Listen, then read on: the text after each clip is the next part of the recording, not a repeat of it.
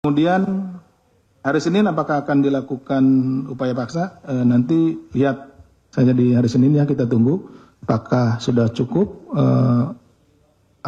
kecukupan alat buktinya dan lain-lainnya, tinggal kita tunggu. Kemudian terima kasih rekan-rekan atas pertanyaannya, walaupun 3 orang ini, tapi 1, 2, 3, 4, 5, 6, 7, 8, 9, 11 pertanyaan.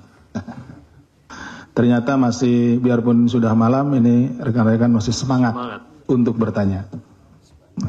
Ini berita bagus, karena biasanya sudah malam ini kita agak menurun kesadaran. Yang pertama dari Mbak Tasya, ini konfirmasi ya terkait dengan tim hukum dari PDI Perjuangan. Ini bahwa ada informasi terkait dengan membujuk ya, jadi KPK membujuk dan memaksa saksi untuk menguatkan untuk mengaitkan kepada AK.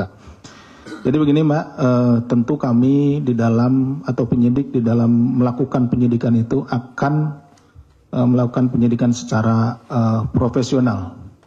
Artinya kami juga tidak akan melakukan hal-hal yang dilarang KUHP maupun undang-undang yang lain. Kemudian tentu juga kita mempedomani hak asasi manusia dan peraturan-peraturan lainnya.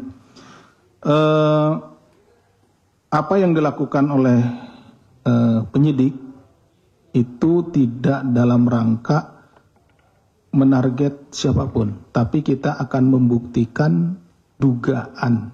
Ini dugaan makanya, atau sangkaan, karena namanya tersangka. Kita harus membuktikan sangkaan terhadap orang yang jadi tersangka sesuai dengan pasal yang dipersangkakan. Ya, jadi pasal yang dipersangkakan nanti kan ada unsur pasalnya. Nah, unsur pasalnya itulah yang kemudian kita carikan informasi, data, dan yang lainnya dari para saksi. Kita tugasnya bertanya saksi. Saksi juga tidak boleh dipengaruhi gitu ya. Makanya di dalam berita acara ada satu pertanyaan. Nanti di akhir berita acara, setiap berita acara. Apakah dalam memberikan keterangan saudara dipaksa atau merasa terpaksa gitu ya. Ada pertanyaan itu di dalam berita acara gitu. Jadi saksi itu harus bebas dari tekanan memberikan keterangan. Kenapa? Karena kalau saksi yang dipaksa di penyidikan, nanti pada saat di persidangan dia kemungkinan besar bisa mencabut keterangannya dan lain-lain gitu. Itu menjadi tidak valid keterangannya. Jadi kami penyidik tentu akan sangat profesional di dalam melaksanakan penyidikan ini, tidak hanya dalam perkara ini ya, di setiap perkara seperti itu.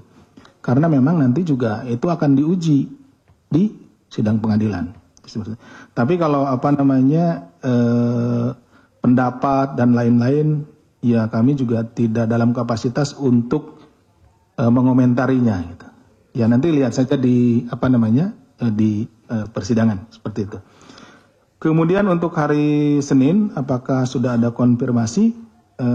Sejauh ini kalau ke kami belum ada mungkin, tapi ke penyidiknya biasanya diinfokan gitu. Tapi sejauh ini belum ada informasi. Kemudian terkait dengan pemeriksaan ex penyidik. Perkara yang disangkakan kepada Pak HK itu terkait dengan perintangan. Nah, yang mengalami perintangan tersebut adalah penyidiknya, gitu ya. Dari perkara-perkara perintangan, mungkin rekan-rekan pernah juga meliput perintangan di perkaranya Pak Lukas NMB. Nah, kemudian di perintangan yang lain. Nah, penyidiknya dijadikan saksi, dihadirkan sebagai saksi. Kenapa? Karena yang mengalami perintangan itu, yang mengalami perintangan ya penyidiknya gitu. Itu penyidikan kemudian menjadi terhambat, terintangi, yaitu penyidiknya seperti itu. Jadi kapasitas penyidiknya di situ adalah Kita ingin mencari informasi seperti apa sih perintangannya tersebut, itu merasa dirintangi seperti apa, seperti itu. Informasi yang ingin kami dapatkan, ingin kami peroleh. Jadi terkait dengan diperiksanya ex penyidik, ya seperti itu alasannya. Kemudian dari Mas Chandra, Pak HK mengajukan peradilan. Itu adalah hak, ya, haknya dari yang bersangkutan. Jadi kami tentunya nanti akan ada pemberitahuan kepada ini nanti Biro Hukum, ya tentu kami juga akan mempersiapkan untuk menghadapi peradilan tersebut gitu. Tidak apa-apa. Itu bukan kali ini saja, hal yang biasa tersangka melakukan atau menggugat pra peradilan kepada KPK.